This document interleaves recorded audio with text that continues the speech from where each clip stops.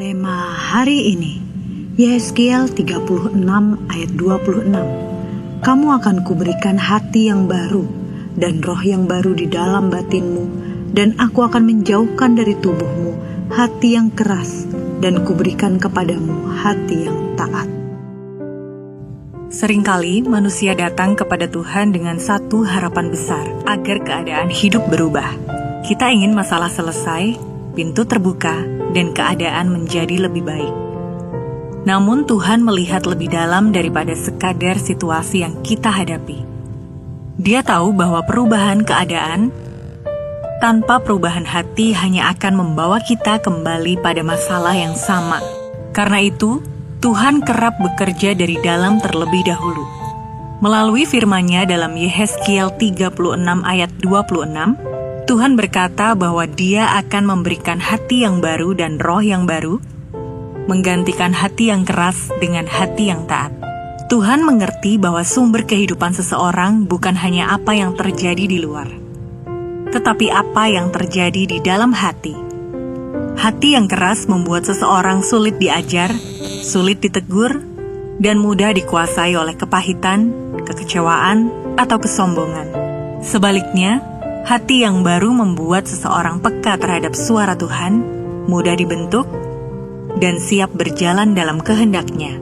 Ketika hati diubahkan, cara berpikir berubah, cara merespon masalah berubah, bahkan cara kita melihat masa depan juga berubah. Dari hati yang baru inilah, Tuhan mulai menata kembali kehidupan seseorang.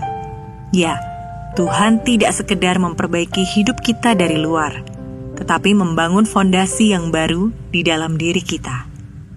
Karena itu, mari datang dengan kerendahan hati di hadapan Tuhan. Jangan hanya meminta Tuhan mengubah keadaan, tetapi izinkan Dia mengubah hati kita terlebih dahulu.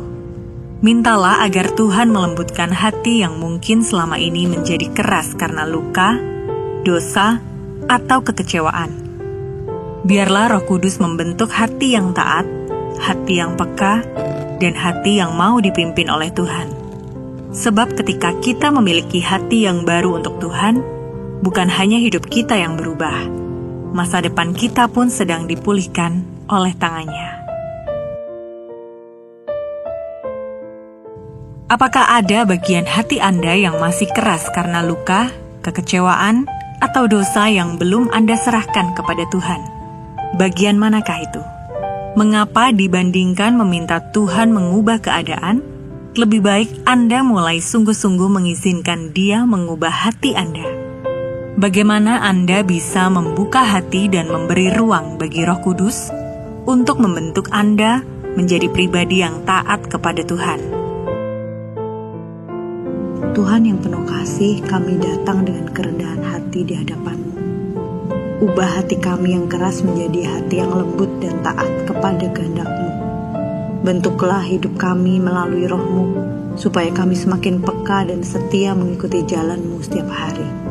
Di dalam nama Tuhan Yesus kami berdoa. Amin. Tuhan tidak hanya ingin mengubah keadaan hidup kita, tetapi terlebih dahulu mengubah hati kita.